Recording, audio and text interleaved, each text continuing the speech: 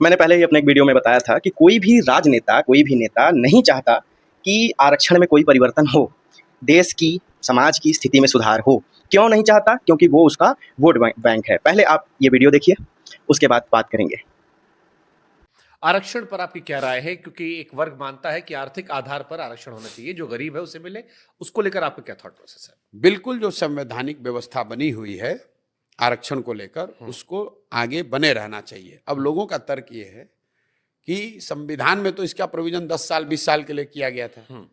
बिल्कुल नहीं, संविधान में 10 साल के लिए व्यवस्था या 20 साल के लिए की गई थी, लेकिन उसके साथ में ये भी लिखा गया था, ये शायद उनकी आशा अपेक्षा रही होगी कि 10 साल में ये सामाजिक विषमता दूर हो जाएगी।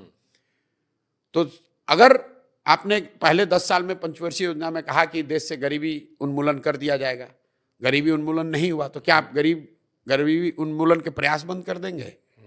तो अगर आरक्षण से जो लाभ, जो स्थिति, जो आउटकम संविधान बनाने वालों लोगों ने किया होगा, वो नहीं मिली, तो आपको आरक्षण को जारी रखना है। कब तक जारी रखना है? तब तक जारी रखना है जबकि उन वर्गों को जो कि जिनको आरक्षण मिल रहा है, उनकी सामाजिक, शैक्षणिक, आर्थिक स्थिति सामान्य वर्ग के बराबर ना हो जाए। जब बराबर हो जाए तो आप हटा लीजिए आरक्षण। ठीक। प्रशांत किशोर जी का कहना है कि जो भी आरक्षण का व्यवस्था संविधान में है, उसमें बिना किसी परिवर्तन के उसको ऐसे ही चलते रहना चाहिए। मैं आपको एक बात बताता हूँ। पहली बात तो उन्होंने 10 साल 20 साल का हवाला दिया, वो फैक्चुअल थोड़ा सा करेक्ट कर लें उसको। जो भी है, मैं नहीं कह रहा हूँ कि वो संविधान खोल के बैठे होंगे, बट स्टिल आर्टिकल 334 जो कि संविधान के भाग 16 में है, उसमें इसका विस्तृत प्रावधान है कि कब कौन सा हटेगा। जिसमें ही एंग्लो इंडियन के लिए जो 2 मनोनीत सीट पार्लियामेंट में थी, उसमें 2019 में शायद 104वां संविधान संशोधन करके उसको हटा दिया गया 2019 में। बट रिजर्वेशन को एज इट इज़ रखा गया। उसको ऐसे ही रखने के पीछे कारण सिर्फ और सिर्फ इतना है कि कोई भी पार्टी, कोई भी नेता नहीं चाहता कि कोई एक विशेष वर्ग नाराज हो जाए। क्यों नाराज हो जाएगा? इसके पीछे भी कारण है। क्योंकि देश में साक्षरता दर भले ही बढ़ी है, लेकिन शिक्षा का दर नहीं बढ़ा है। हम डॉक्यूमेंटेड तो हो गए हैं कि हमारे यहाँ की साक्षरता दर जो है इंक्रीज हुई है, ये हुई है, वो नहीं हुई है, कुछ नहीं। चले जाइए आप किसी भी रूरल एरियाज़ में, वहाँ पर लोग प्राइवेट कॉलेजों में जाते हैं और एडमिशन लेते हैं, नकल करते हैं, पास हो जाते हैं। यही है, यही, चाहे वो मैट्रिक हो, चाहे 10+2 हो, चाहे जो भी हो, या वहाँ रूरल एरियाज़ में यही व्यवस्था बनी हुई है। जो भी सरकारी शैक्षणिक संस्थान हैं या विश्वविद्यालय हैं, उनमें यह व्यवस्था नहीं मिल पाती है नकल वकल चीट वीट करने की। कुछ में तो मिलती भी है। मैंने बहुत सुना है बिहार के ऐसे कई सारे जो है गवर्नमेंट कॉलेजेस हैं जहाँ पर चीटिंग बड़ी आसानी से होती है। तो बट स्टिल जो है हम इस पर बात करते हैं कि रिजर्वेशन के प्रारूप में परिवर्तन से क्यों राजनेता डरते हैं या हटते हैं? क्योंकि उनको वास्तविक जो है विकास देश का करना ही नहीं है। देखिए, देश का जो है टारगेट है, लक्ष्य है कि 2047 तक हम विकसित राष्ट्र हो जाएंगे। कैसे हो जाएंगे? शायद अगर हम डॉक्यूमेंटेड हो भी जाएं, ऑन पेपर हम हो भी जाएं विकसित राष्ट्र, तो मुझे लगता है कि भारत विश्व का ऐसा विकसित राष्ट्र होगा जहाँ पर गरीबी, भूखमरी और जो है भ्रष्टाचार अपने चरम पर होगा। भारत एक ऐसा जो है देश बनेगा, विकसित देश बनेगा, जहाँ पर ये तत्व विद्यमान होंगे अपनी चरम पर। वो भी ऐसा नहीं कि वो छिटपुट थोड़े बहुत, एक होता ना कि 1-2% तो चलता है। नहीं साहब, ऐसा नहीं होगा। देख लीजिएगा आप। अगर मैं तो पता नहीं रहूँगा कि नहीं रहूँगा तब तक, लेकिन ये वीडियो अगर सर्कुलेट होगा तो आपको तब समझ में आएगा।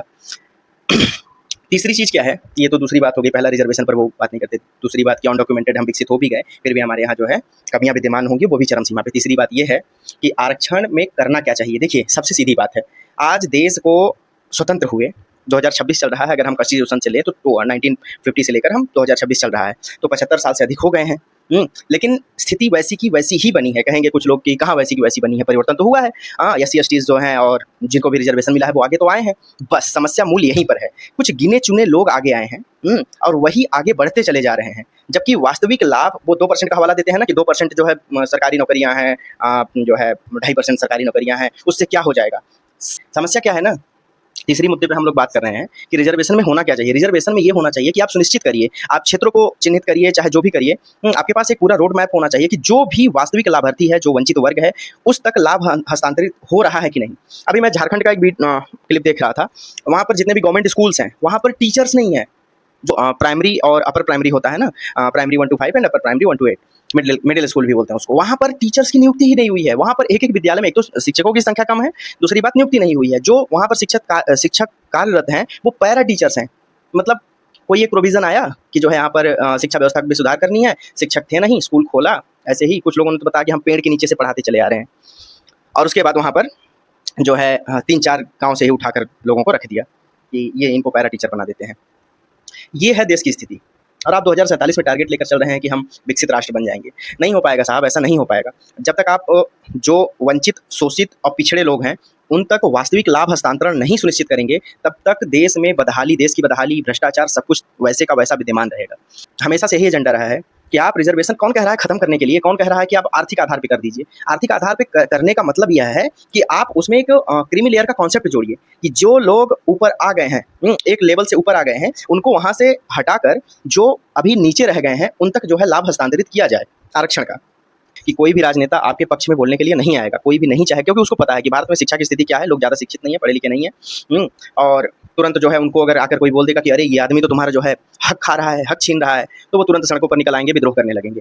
जबकि नेताओं को भी पता है कि वास्तविकता क्या है, इसकी रियलिटी क्या है। सबसे ज़्यादा जरूरी यह है कि यदि आपको अपने जीवन में परिवर्तन चाहिए, आपको अपने लिए कुछ अच्छा चाहिए, तो आपको इसके लिए आवाज़ बुलंद करनी पड़ेगी। अन्यथा तो चीज़ें तो चल ही रही हैं ना। हम 75 साल से लेते चले आ रहे हैं रिजर्वेशन, क्या परिवर्तन हुआ मुझे बताइए आप। और ऑन ग्राउंड मैं तो कहता हूँ कि चलिए आप हमारे गांव में चलिए, हमारे क्षेत्र में चलिए, हमारे जनपद में चलिए, अगल बगल आपके जनपद में मैं चलता हूँ और फिर वहाँ पर दिखाता हूँ कि क्या हो रहा है, क्योंकि मुझे थोड़ी सी रियलिटी पता है इस चीज़ की। Thanks for watching this video, hope you guys are well. अगर वीडियो अच्छा लगा हो तो इसको शेयर करिए, इसको शेयर करने की ज़रूरत है। यह जब तक लोगों तक नहीं पहुँचेगा, लोग नहीं समझेंगे, तब तक कुछ होने वाला नहीं है। हम बैठे रहेंगे घरों में, कोई आएगा हमारे लिए कुछ फेंक देगा रोटी, हम उसको खाकर खुश हो जाएंगे। आपके क्या विचार हैं आप कमेंट बॉक्स में लिखिए, मैं उस पर जरूर प्रतिक्रिया दूंगा।